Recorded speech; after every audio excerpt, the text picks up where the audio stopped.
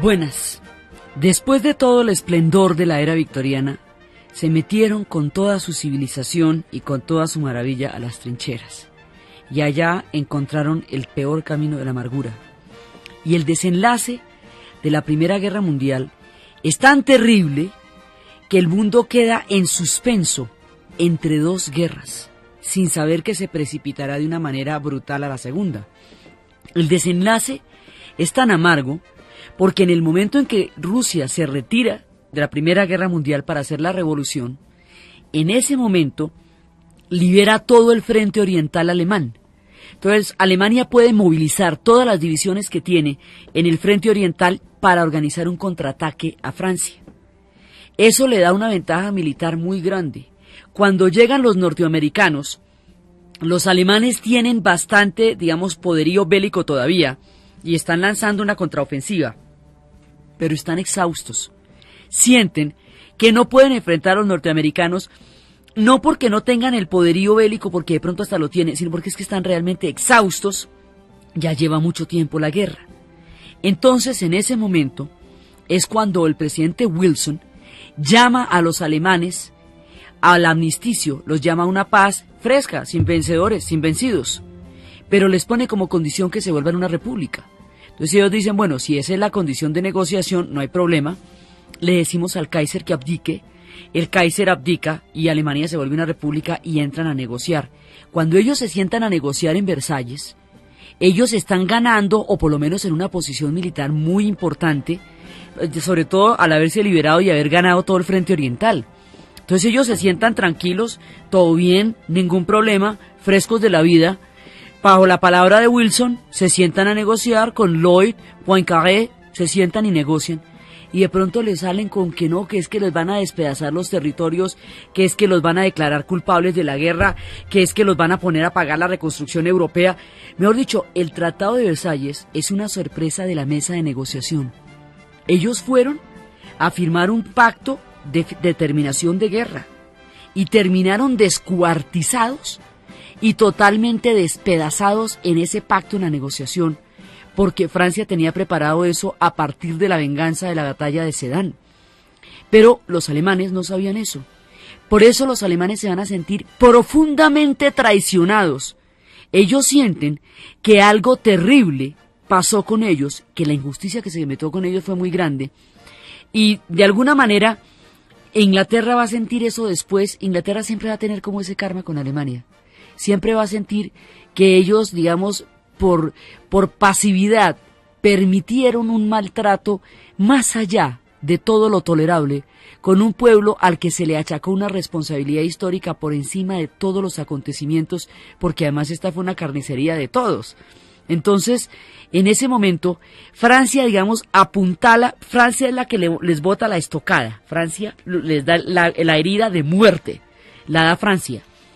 Estados Unidos, cuando ve las dimensiones del tratado, ve que eso no es un amnisticio, que eso no es el fin de una guerra, que eso no es una paz, que eso es la institucionalización de una venganza. Entonces los Estados Unidos dicen no tampoco. Y entonces los Estados Unidos no ratifica el Tratado de Versalles, porque no era eso a lo que fue. Ellos fueron al amnisticio, no a la venganza. Entonces el Tratado de Versalles está cojo de entrada, porque los Estados Unidos, que en ese momento empieza a tener una presencia importante a nivel internacional, no lo ratifica y no forma parte de la Sociedad de las Naciones. Entonces, la sensación que va a tener Inglaterra es que se les fue la mano y que ellos podrían o deberían haber hecho algo para evitar una venganza, una hazaña, como la que se permitieron con Alemania en ese momento, y va a haber como una sensación, de que ellos podrían haber hecho algo diferente, y no lo hicieron. Eso va a motivar mucha de la línea conciliadora que los ingleses van a tener en el periodo entre guerras con todo lo que tiene que ver con los alemanes. Y el que los alemanes se vayan a sentir tan traicionados, tan furiosos, tan entregados, tan vencidos, tan humillados, sin sentirse derrotados, porque ellos no estaban derrotados. Ellos estaban en un momento en que querían acabar la guerra. Y después, cuando termina la guerra, es cuando se da la rebelión espartaquista y la rebelión se pierde. Entonces, un discurso diferente pierde la oportunidad de ser escuchado cuando Rosa Luxemburgo y Karl Liebknecht en Alemania son asesinados. y sobre la amargura y la sensación de una traición y de una entrega que efectivamente sucedió, es que Hitler va a sacar el discurso nazi. Es decir, el discurso nazi tiene dos fuentes: la profunda humillación alemana, la traición de la que fueron víctimas, y toda la amargura económica que viene después para tratar de pagar la guerra. Entonces, en un principio los ingleses están entusiasmados con las indemnizaciones alemanas, porque se habla de que como Alemania va a indemnizar a Europa, pues eso a todo el mundo le va a llegar billete. Mentiras. Alemania no tiene con qué caerse muerto. Y la expectativa que se genera sobre un dinero proveniente de las indemnizaciones alemanas no va a llegar nunca. Entonces, en un principio hay una sensación de triunfo después de la guerra por parte de los ingleses, y después viene el desencanto, y después del desencanto viene la amargura, y después de la amargura viene el horror y la sorpresa y ya, digamos, el enfrentarse a la barbarie. Porque ya se ponen a pensar, digamos, una guerra es como un incendio. Usted en un incendio, pues tiene que estar pilas para salvarse. Tiene que estar viendo a ver qué es lo que está pasando, salvarse usted, salvar la gente, salvar a todo el mundo y poder salvar las cosas que sea posible sacar de las llamas. En un incendio no hay tiempo de reflexión, no hay tiempo de medir las cosas que se hacen, porque es una actividad puramente instintiva, solo la supervivencia juega ahí. Cuando ya pasa el incendio y usted ve las cenizas, ve todo lo que se quemó, lo irreparable, lo que no volverá a ser, lo que nunca existirá ya más, entonces es que le viene la amargura, la nostalgia, la tristeza, la desazón. Eso es una posguerra. Y una posguerra, en las condiciones en que fue la Primera Guerra Mundial, es como para pagar e irse. Toda la nobleza, la más eximia nobleza de los ingleses, murió en los campos de batalla. Estos personajes como Lord Huslemer, el de la duquesa de la calle Duke, en una miniserie maravillosa que contaba estos periodos, todos esos Lord Huslemers van a morir allá. Y va a haber, digamos, una composición social totalmente diferente en Inglaterra, de ahí en adelante, y una sensación de que algo horrible y monstruoso ha pasado. Esa sensación es mucho más fuerte, obviamente, en Alemania y en Hungría, y esa sensación va a tener su expresión más clara en los surrealistas y en el Dada. Son las vanguardias artísticas del siglo XX, esas vanguardias de los años 20, las que le van a poner cara al horror, las que van a poder expresar esa sensación de vacío y de monstruosidad, ese suicidio de la razón que los europeos sienten después de las trincheras de la Primera Guerra Mundial, cuando los que les quedó fueron una gran cantidad de tumbas. Entonces hay una sensación de desazón, una sensación de algo terrible, terrible, de un malestar colectivo. Una cosa terrible sucedió, fue la Primera Guerra Mundial. Entonces el triunfalismo dura poco y está realmente poco soportado, porque lo que ellos tenían que ganar después de esa guerra, una guerra que costó tanto, tiene muy poca ganancia, así usted gane. Ganar sobre una muerte de estas. Entonces ellos quieren ver otra cosa, ¿sabe? Están hasta la cabeza de la guerra, no quieren más. Entonces hay una vida cultural intensa en la posguerra, entre otras cosas porque ellos ya no quieren más. Entonces muchas cosas están pasando entre las dos guerras mundiales. En Inglaterra pasan una gran cantidad de cosas, porque además la gente sigue viviendo, las guerras se acaban y los pueblos siguen y quieren olvidarlas. Entonces hay en la vida cultural entre los escritores, esta es una época, bueno, siempre hay épocas maravillosas en la literatura inglesa, pero es que esta época, aquí hay unos duros. Aquí está Virginia Woolf, y Virginia Woolf empieza a concebir que las mujeres necesitan no solamente su propio dinero, sino una habitación propia. Virginia Woolf es un personaje de una psicología profunda e intrincada. Ella pierde gran cantidad de miembros de su familia, sus padres y sus hermanos, entre las guerras y la infancia. Esas personas que mueren, sus seres queridos, está en contacto, digamos, muy cercano con la muerte de varias personas muy amadas en un lapso de tiempo muy pequeño. Eso le va a dar a ella una nostalgia, la va a mantener a medio camino entre un mundo espectral de sus seres queridos muertos que nunca la van a abandonar y el mundo de los vivos. Ella se queda anclada en ese pasado y tiene unos momentos de lucidez impresionantes, y cuando logra entender toda la realidad tal como es, le entran esos ataques de depresión y queda fuera del ring un poco de tiempo en hospital y clínicas psiquiátricas, y vuelve y sale y cuando sale logra entender la lucidez que vio antes del ataque y con eso escribe. Entonces su escritura es como la de Van Gogh, como cuando Van Gogh pintaba en medio del delirio, sabiendo que estaba perdiendo la razón y tratando de no volverse loco, y el hombre pintaba y pintaba y pintaba antes de que la locura le ganara el camino de la pintura. A ella le pasaba lo mismo con la escritura. Virginia Woolf escribe en los lapsos en que la locura la deja un poquito y le permite escribir. Y es un genio, y es una mujer de una sensibilidad profunda, y tiene a su lado un hombre que le dio todo el respaldo, todo el amor, todo el cariño, y todas las pilas también, que es Woolf, Leonard Woolf, que va a estar con ella todo el tiempo.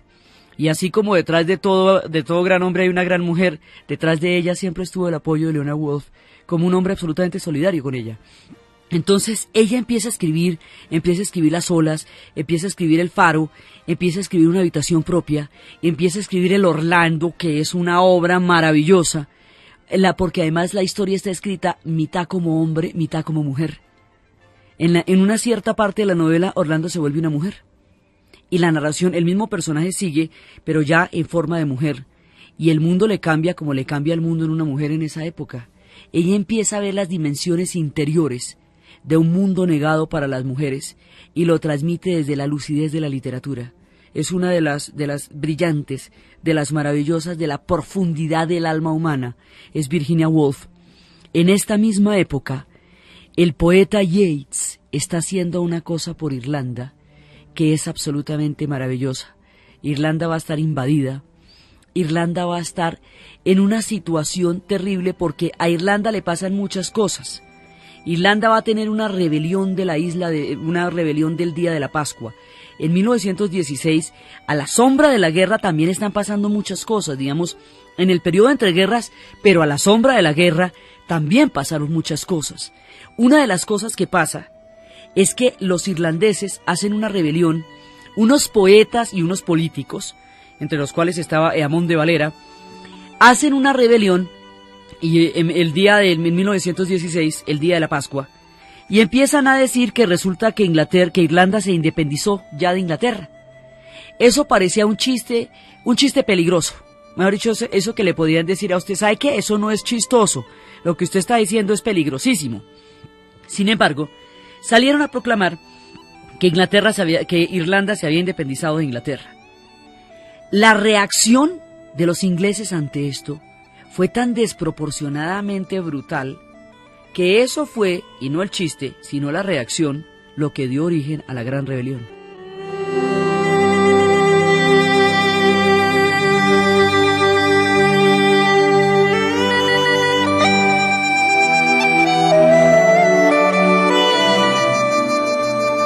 Los ingleses van a reaccionar colgando a los poetas y a los políticos que empezaron la rebelión. Los arrestaron y los ahorcaron. Y fue tan desproporcionado esto, porque lo que los otros estaban haciendo era una fanfarronada, digámoslo así, que eso sí, alborotó al pueblo irlandés. Y el pueblo irlandés, que ya tiene bastantes problemas con Inglaterra, se levanta en una rebelión colosal. Y esa rebelión la va a dirigir Michael Collins. Y Michael Collins es el que va a crear en ese momento el IRA. Empieza, digamos, ellos se consideran un ejército, un país invadido, porque lo son. Entonces empiezan a contestar como una resistencia armada contra la presencia británica en la isla. Y empiezan a crear todo el grupo de movilización que va a ser el IRA. Entonces el Sinn Féin, que se había fundado en el siglo pasado a raíz de la hambruna, era la parte política y el IRA va a ser el brazo armado. En un principio el IRA es un hijito del Sinn Féin. Después va a ser al revés. Entonces empieza la gran rebelión, y al empezar la gran rebelión del Sinn Féin, el Sinn Féin es el brazo, digamos, es el partido político que ellos sacaron sobre la decisión de ser independientes. Home Rule, nosotros solos. Sinn Féin en gaélico significa nosotros solos. Y el IRA es el Irish Republican Army, o sea, el ejército republicano irlandés, que es el que funda Michael Collins.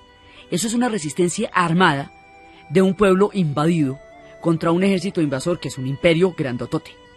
Entonces empieza la gran rebelión, y en el momento de la gran rebelión hay un punto tan grande de la rebelión que los ingleses ceden, pues no digamos no ceden, sino que los llaman a negociación. En el contexto de esta rebelión es que sucede la hija de Ryan.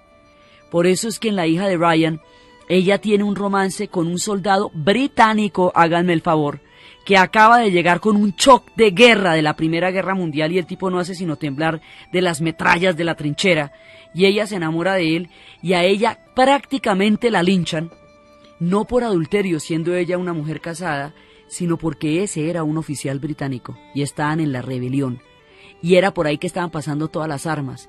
Y realmente ahí sí había un traidor, que era el papá de la hija de Ryan. Ryan era el traidor, pero la que va a llevar todo el escarnio va a ser la hija de Ryan, que en ese momento era la preciosa Sarah Miles, en una de las historias más románticas y hermosas del cine.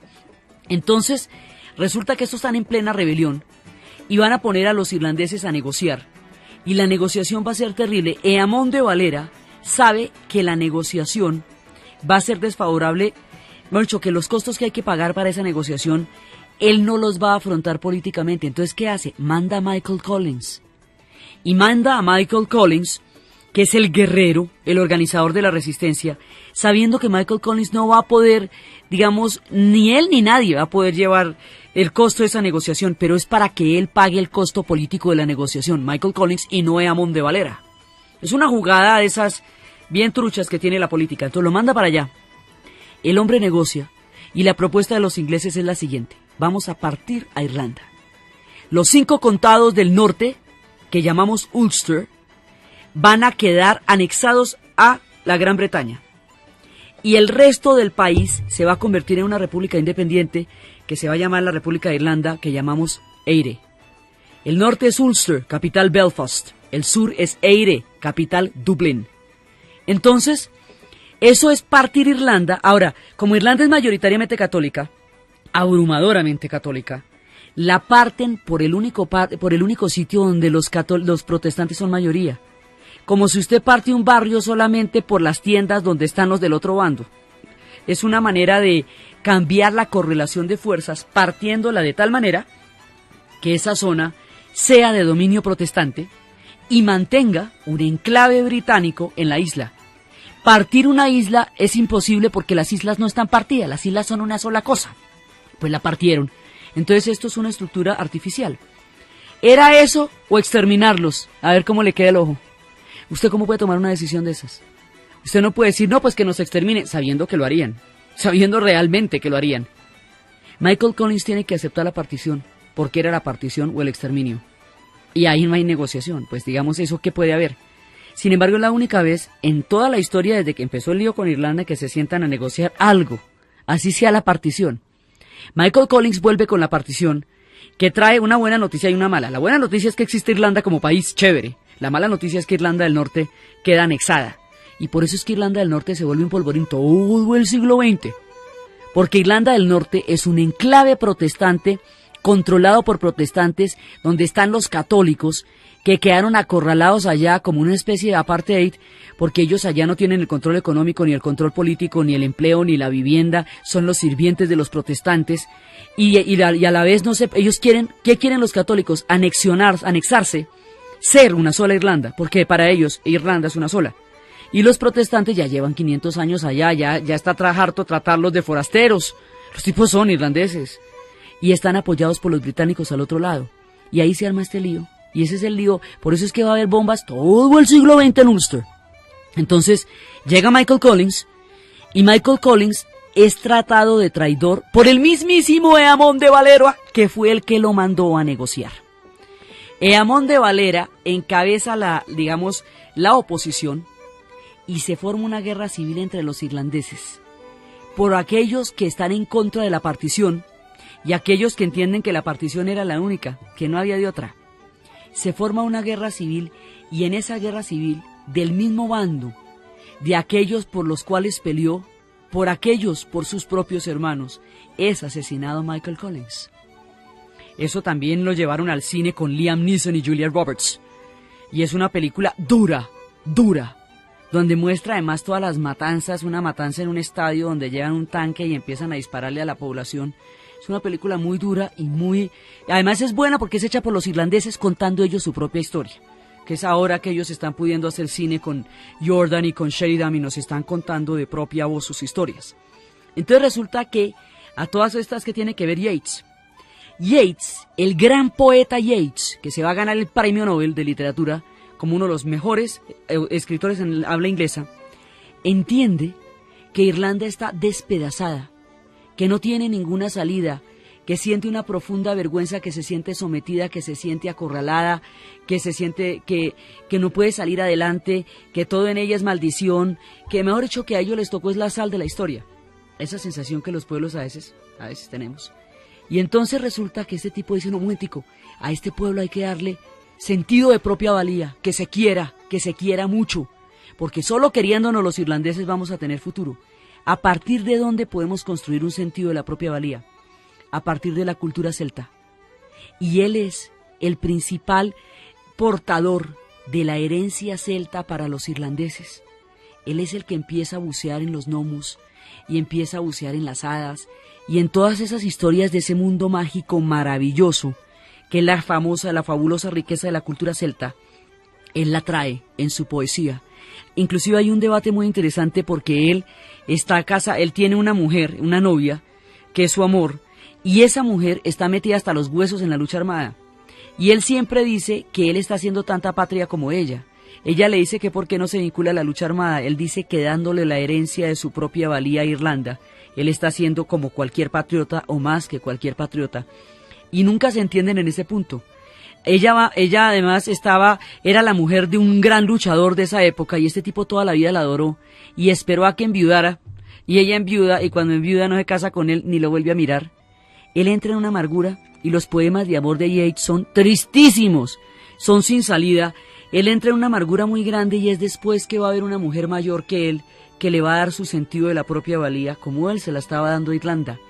Este hombre le da a Irlanda el mayor tesoro que ellos pueden tener, un sentido para quererse como pueblo, y de él, como poeta, como escritor y como hombre y como irlandés, hay todo que aprender. Este hombre está en esta época y es un homenaje a él, Yeats. Y allá de Dublín viene ni más ni menos que James Joyce, y viene el Ulises, y vienen los dublineses. En esta época está Virginia Woolf, está Yeats, está Joyce, está Bertrand Russell, que es uno de los grandes humanistas de todo el siglo XX, matemático, humanista, un hombre universal, una conciencia de los derechos humanos y de los derechos civiles, está en esta época. En esta época están pasando cosas contradictorias en Inglaterra, muy contradictorias en esta época, pero y muy interesantes también. Llegan por primera vez los laboristas al poder. Los laboristas son los partidos populares, los partidos obreros, los que vienen de la parte de los mineros. Es una época de cambio, de ascenso social. La sociedad inglesa es de un clasismo absolutamente, digamos, jerárquico, inamovible. La guerra va a mover eso. Entonces los obreros van a llegar por primera vez al Parlamento. Eso no se había visto nunca. Además había leyes parlamentarias que decían que usted tenía que llegar de cubilete al Parlamento y los tipos traían sus gorros de mineros. Y había que dejarlos porque ellos estaban en el Parlamento tanto como los hombres del cubilete. Toda esa simbología de los pueblos. Y en ese momento cuando se va a organizar una invasión a la Rusia revolucionaria bolchevique, son estos obreros los que impiden que Inglaterra forme parte de esa invasión para proteger a la Santa Madre de Rusia, la Rusia de los trabajadores. Es el tiempo de la conciencia internacionalista. Las otras fuerzas, las fuerzas del socialismo, cobran una gran vigencia después de la Primera Guerra Mundial, porque finalmente sí queda claro lo que ellos decían, que esa era una guerra de imperios, que los pueblos no tenían nada que ganar ahí y que los pueblos estaban igualmente envilecidos por un imperio que por otro, que a ellos la ganancia de un imperio sobre otro no les reportaba ningún beneficio en su vida cotidiana. Esa sensación sobre la amargura de la Primera Guerra Mundial le da al socialismo una fuerza impresionante en el periodo entre guerras. Entonces está pasando esto y al mismo tiempo había arrancado en 1903, y va a durar durante este periodo, en 1903, unas mujeres que eran las Pankhurst. Estas mujeres, las Pankhurst, que son Emmeline, y que va a ser después su hija Silvia también, estas mujeres van a formar, Emmeline y su hermana también, van a fundar una unión social de mujeres, una unión política y social de mujeres, unión entendido como sindicato, ¿no? Unión política y social de mujeres. Women's Social and Political Union.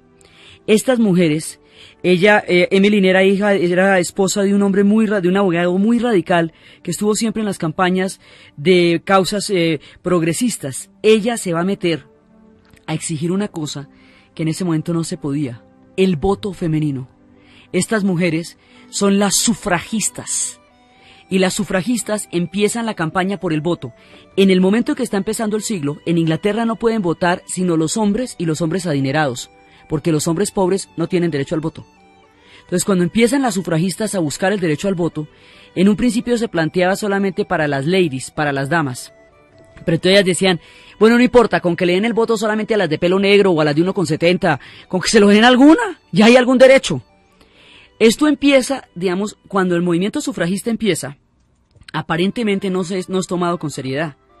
Pero esto es en serio, esto es de verdad, y estas mujeres van a dar la vida por el derecho al voto, y eso es lo que vamos a ver después de la pausa.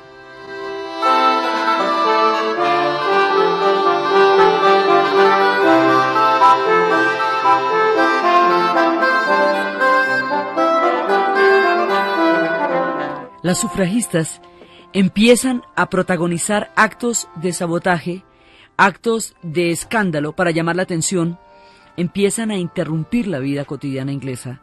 Inclusive una de ellas que se lanzó sobre unas carreras del derby, que el derby es el evento social más impresionante en Inglaterra, y la mataron los caballos. Empiezan, digamos, a mostrar que lo que ellas están pidiendo es serio, que se trata del voto para las mujeres, la decisión política, que no hay ninguna razón para que una parte de la población no vote por razón de género. Las primeras partes habían empezado desde cuando en los tiempos de la Revolución Francesa se había proclamado que si los ciudadanos tenían derecho a decidir, las mujeres podían ser ciudadanas. Eso pasaría mucho tiempo antes de reconocerse, y parte de esa lucha de la Revolución Francesa son los sufragistas. Los movimientos por el voto son la continuación de la lucha por la ciudadanía que empieza con las mismas mujeres que hicieron la Revolución Francesa, pero que ahora se da en Inglaterra. El derecho al voto, por primera vez en la historia, se institucionaliza en Nueva Zelanda, que es parte del Imperio Británico. Uno dice que es en 1898. ¿Por qué? Porque Nueva Zelanda era una isla prisión. Esos son pueblos perseguidos. Conocen toda forma de discriminación y toda forma de exclusión. Y fueron ellos los primeros en implementar las medidas más progresistas de continuación y de integración de diferentes comunidades a la sociedad. En Inglaterra la batalla va a ser durísima, porque cuando ven, hay un momento que se pillan que es en serio. Empezaban a coger a los políticos más renombrados y a gritarles por la calle cuándo le va a dar el voto a la mujer, cuándo le va a dar el voto a la mujer. En un comienzo las sufragistas son mujeres, muchas de ellas son mujeres de altísima sociedad, son ladies de alcurnia como las de los de arriba y los de abajo, otra de las grandes series sobre la historia de los ingleses, cuando una de las ladies forma parte de esto, porque tenían que ser mujeres que manejaran muchísima herencia para poder ser tomadas en cuenta. Pero ya después el movimiento empieza a entrar más y más mujeres, y empiezan porque por eso era que en un principio pensaban dárselo solamente el voto a las mujeres ricas.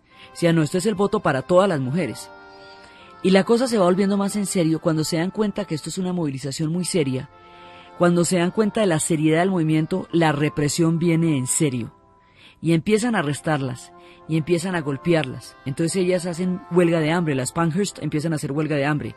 Entonces las alimentan a la fuerza, pero alimentarlas a la fuerza es una tortura de meterles sondas y obligarlas a ingerir alimento. Entonces, como eso era una tortura a todas luces, entonces más bien lo que hacían era lo que llamaban la estrategia del gato y el ratón, que era soltarlas hasta que comieran. Cuando comieran y el cuerpo estuviera fuera de peligro, otra vez las volvían a arrestar. Y las mantenían a medio palo entre la huelga de hambre y el desfallecimiento. A estas mujeres, esto es una lucha durísima. Y va a tener muchísimos matices. Estas mujeres van a estar en la cárcel, estas mujeres van a ser golpeadas, estas mujeres van a conocer toda la represión. Y las luchas entre los ingleses son muy bravas porque ellos no ceden. Entonces, si se van a morir de hambre, las dejan morir, como dejarían morir mucho tiempo después a los de Lira, cuando hacían las huelgas de hambre en tiempos de la Thatcher, y ella no solamente los dejaba morir, sino se iba a mirar cómo morían. Esta gente no cede, ellos son inflexibles. Entonces los movimientos son, pero ni unos ni otros, o sea, no van a ceder las sufragistas y no van a ceder los gobernantes. Y el movimiento se va a hacer mucho más duro, el movimiento se ramifica, una parte de ellas que es la de Sylvia Planchet, se va a unir a la Internacional Socialista, va a fundar los movimientos, va a formar parte de los movimientos pacifistas, va a tener hijos con un súper radical italiano y va a entrar a formar parte del movimiento obrero, va a fundar el Partido Comunista Inglés de las Mujeres, va a defender después a los etíopes contra el fascismo en Italia, va a fundar periódicos. Una de ellas va a ser una heroína de larga data y va a terminar siendo editora de un periódico después en Estados Unidos. Las otras van a entrar en campañas mucho más de orden moral, pero todas van a luchar por el voto. Y hay una circunstancia histórica que es la que les va a dar a ellas esa posibilidad. Finalmente, cuando se gana la batalla, es que en el momento de la Primera Guerra Mundial, la mayoría del movimiento feminista apoya a Inglaterra en la guerra y pone su entrega y su trabajo a disposición de lo que se necesite para los soldados en el frente.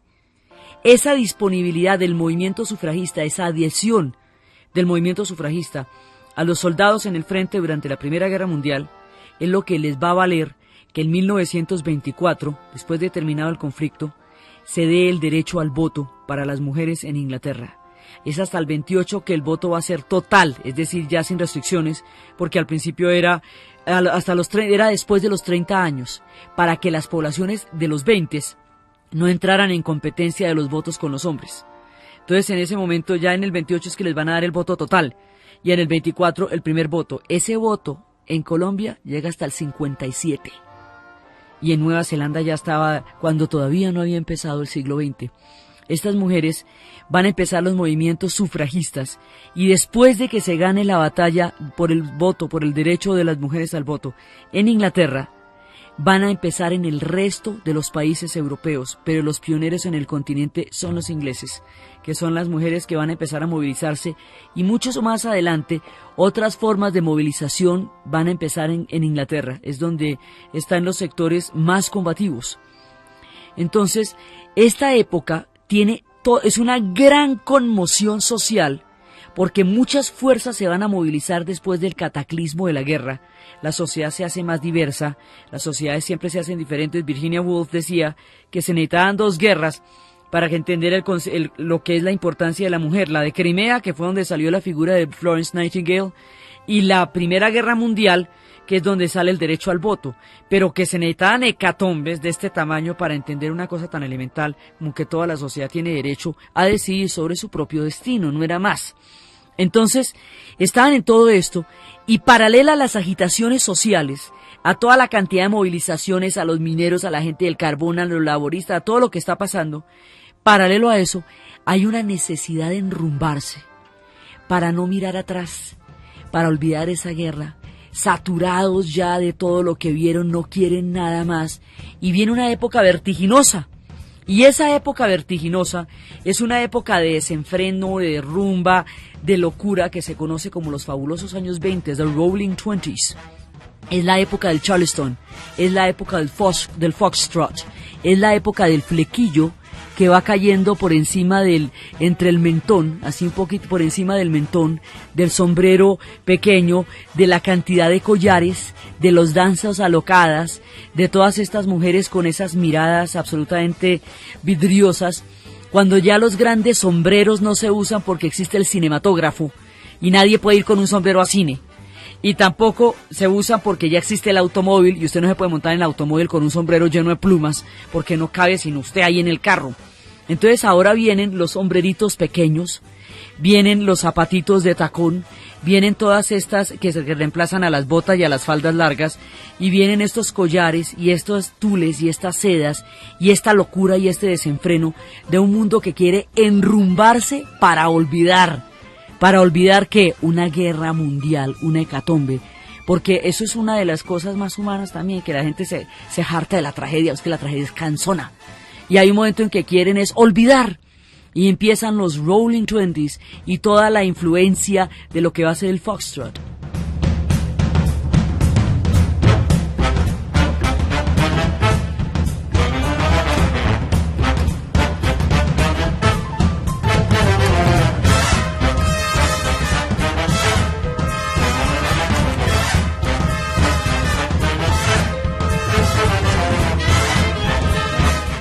Va entrando esta época locada se extiende por toda Europa. Esto en Berlín era la locura total, eso se querían ir a botar por la ventana, porque esos tenían más que olvidar todavía, estaban bastante más amargados. Lo terrible de los Rolling Twenties, de toda esta época del Foxtrot y del Charleston, y de toda esta locura y este deseo desenfrenado de rumbear y de alegrarse y de todo eso, lo triste es que la sonrisa que la era del Foxtrot va a dibujar en la gente, la va a acabar de un solo cuajo la Gran Depresión. Y en esa época, ya después cuando estalla la crisis de Wall Street, y toda Europa se arruina en una reacción en cadena, tras la caída de la bolsa de valores, en el momento en que los ahorradores empiezan a botarse de los edificios de la bolsa, cuando empieza a caer la moneda y se rompe toda la economía. La crisis del año 30 va a ser tan dura, que va a ser inevitable la Segunda Guerra Mundial. Digamos, uno de los factores gravísimos es la crisis del año 30. Alemania había logrado recuperar un poquitico de su economía, pero una cosita desde el 28 más o menos razonable, y la crisis la hunde. Inglaterra se quedó esperando las indemnizaciones alemanas que no llegaron porque no había billete para eso, y la crisis del año 30 la hunde, y van hundiendo economías por economías. Como un castillo de naipes se cae la economía mundial, la primera gran crisis del capitalismo, que eso después el círculo de economistas de Cambridge entenderían que son los principios de la incertidumbre en la economía, que la economía tiene crisis y tiene bancarrotas. Y se están formando los grandes pensadores como economistas, como después veríamos que serían Keynes, y todos ellos conocieron en la crisis del año 30 las sombras de una economía que parecía ascendente. Entonces, en esta época están pasando muchas cosas. El deseo de olvidar la matanza tan terrible que fue la Segunda Guerra Mundial, la Primera Guerra Mundial, hace atraer a la gente sobre otro género de literatura. Hay otro tipo de cosa que atrae la atención de las personas: las novelas de Agatha Christie, las novelas de misterio. Las novelas de misterio son importantísimas porque usted, después de haber visto una carnicería de esas, así sin sentido, pues 1.200.000 hombres en Somme y 750.000 en Verdún, tiene un encanto particular averiguar quién mató a ese ciudadano que estaba en el Expreso Oriente y en el cual cada uno se fue viendo involucrado a partir de las diferentes e inquietantes miradas del vagón comedor. Se vuelve encantador saber cómo fue que fueron desapareciendo uno por uno en los 10 indiecitos, o cómo fue que estos personajes van a encontrarse en las diferentes novelas. Este inspector Hercule Poirot empieza a investigar un crimen que lo va a llevar a conocer la psicología de cada uno de los personajes, y mediante un ejercicio de lógica y deducción, a usted lo entretienen un buen rato tratando de averiguar quién mataría a la señora que viajaba o al señor del Expreso Oriente, de la muerte en el Nilo, del gato y el ratón, de todas estas historias con las que Agatha Christie se vuelve una parte fundamental del alma inglesa. Eso también es parte de la necesidad de saber de otras cosas. Virginia Woolf decía que era necesario que mucha gente escribiera sobre muchas cosas, porque que solamente literatura de guerra, eso no se lo aguantaba nadie, que era importante que hubiera muchos temas en la sociedad, que la gente escribiera sobre muchas cosas, aunque le parecieran triviales o no. Hay un momento en que las sociedades necesitan ampliar la mirada más allá de la guerra y ver muchas otras cosas, o si no parece que el mundo solo fue eso. Y las novelas de misterio, toda la goma de Agatha Christie, porque esto llegó a ser un vicio, la cosa más impresionante, todo el mundo pegado de las novelas de Agatha Christie, tratando de desentrañar los finales, mirando sospechosos en todos quién es el asesino, a través de las diferentes pistas y claves que va dejando con su estilo errático, etéreo y siempre calculado Hercule Poirot, porque nunca parece que supiera para dónde va, pero el tipo tiene perfectamente claro qué es lo que va a hacer siempre, hasta cuando lo reúnen en el vagón comedor y les notifica quiénes y de qué manera y con qué motivos ejercieron el crimen. Entonces hicieron el asesinato. Entonces todo esto va a formar parte del modo de vida inglés, y la cultura inglesa, como la vamos conociendo, se forma en una gran medida en esta época, en el periodo entre guerras. Y es una época, digamos, de muchos sucesos y también de una necesidad muy grande de mirar otras cosas. En esta época sucede uno de los episodios románticos más resonados de todos los tiempos, una de esas historias verdaderamente impresionantes de amor. En un discurso radiofónico, Eduardo VIII, príncipe de Gales, y rey del Reino Unido de la Gran Bretaña e Irlanda y los dominios británicos y emperador de la India, el 11 de diciembre de 1936 abdica al trono, a la mismísima corona británica. Y lo dice: por fin puedo decir unas cuantas palabras por mí mismo. Nunca he querido ocultar nada, pero hasta ahora me era imposible constitucionalmente hablar. Hace apenas unas horas he cumplido mi último deber como rey y emperador, y ahora que mi hermano el duque de York me ha sucedido, mis primeras palabras deben ser para declarar mi lealtad hacia él. Lo hago con todo el corazón. Todos conocéis las razones que me han impulsado a renunciar al trono, pero quiero que comprendáis que no he olvidado al país o al imperio que como príncipe de Gales y al final como rey he intentado servir durante 25 años. Debéis creerme cuando os digo que me hubiera resultado imposible llevar la pesada carga de esta responsabilidad y desempeñar mis deberes como rey como hubiera querido sin la ayuda, el apoyo de la mujer que amo. Wallis Simpson, una mujer norteamericana y divorciada, es la razón de una abdicación del rey al trono, la historia más romántica de la época. Un hombre declina el trono de Inglaterra y del Imperio Británico por amor.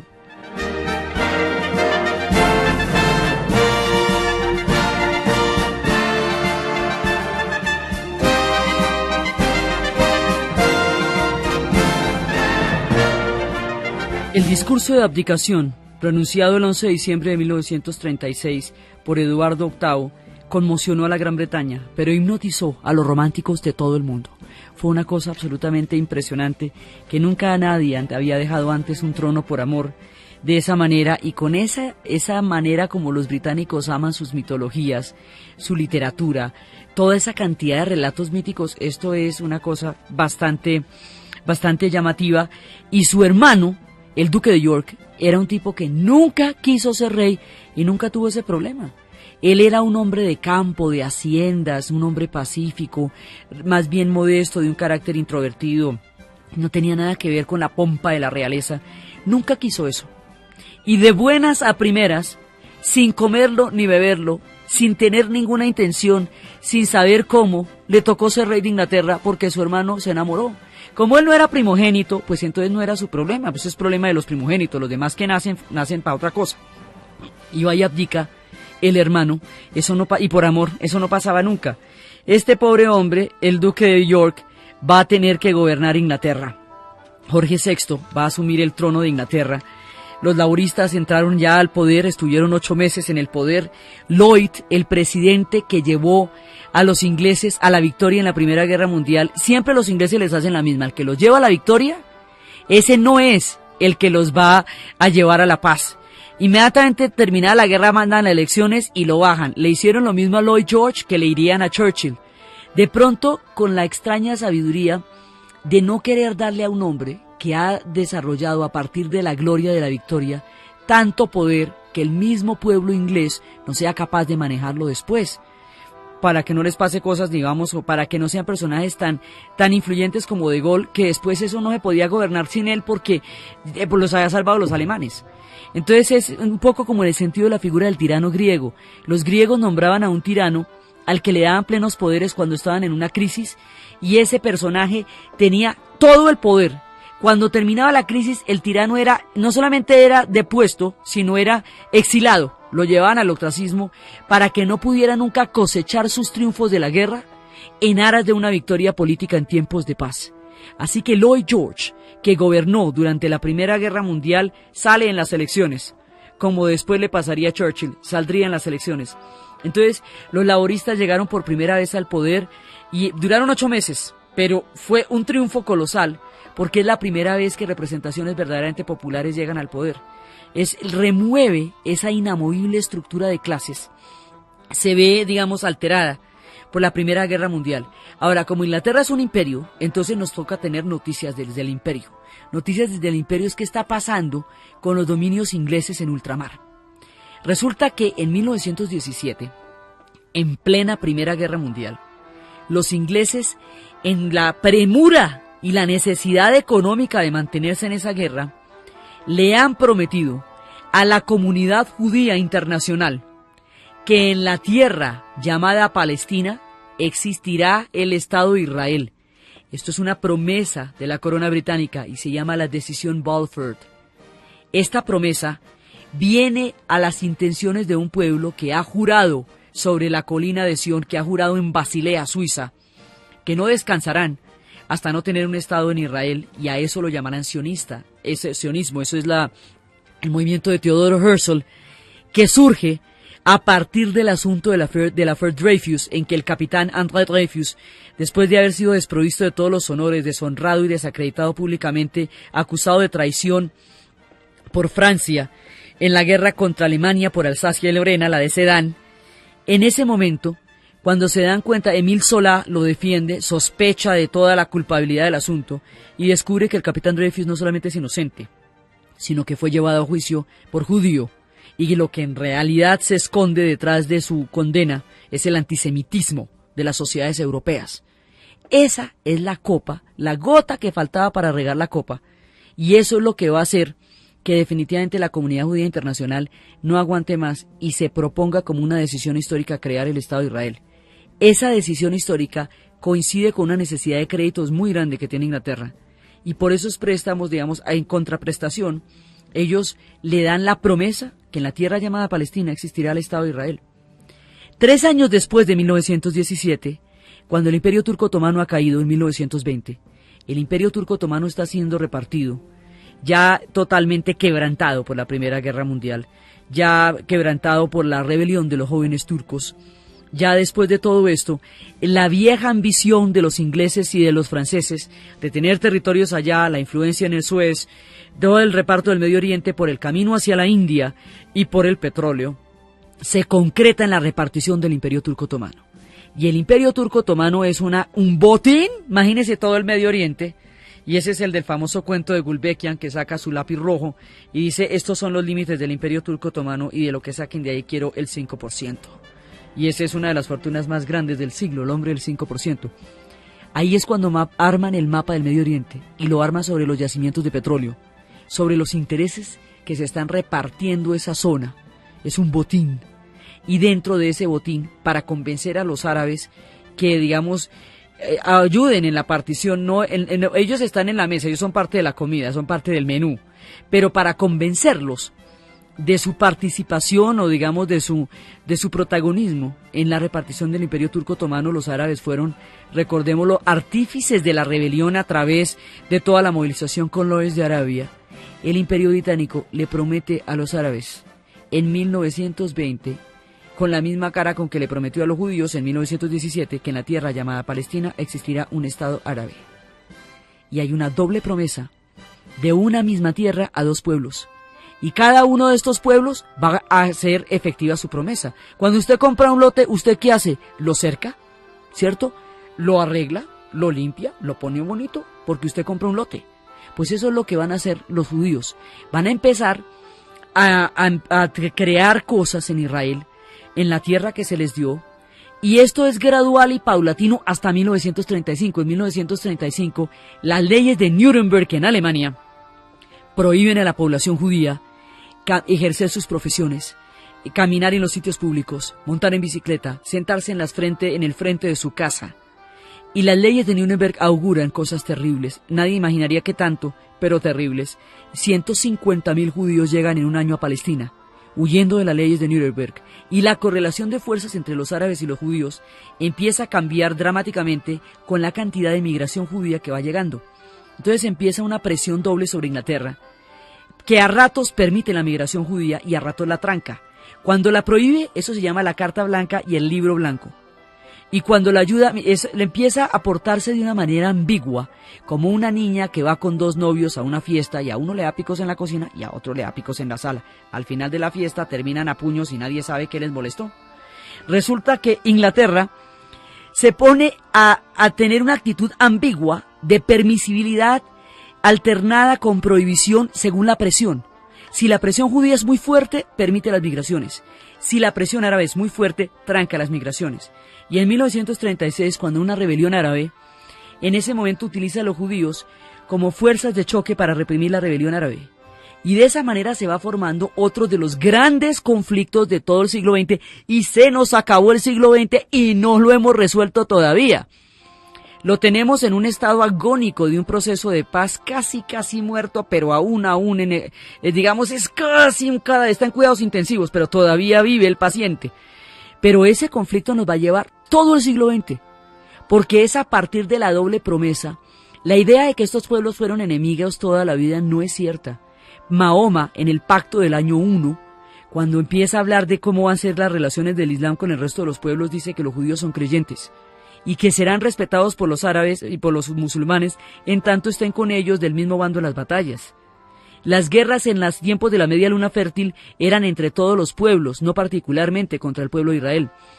Estos pueblos tienen más en común a lo largo de la historia de lo que los separa.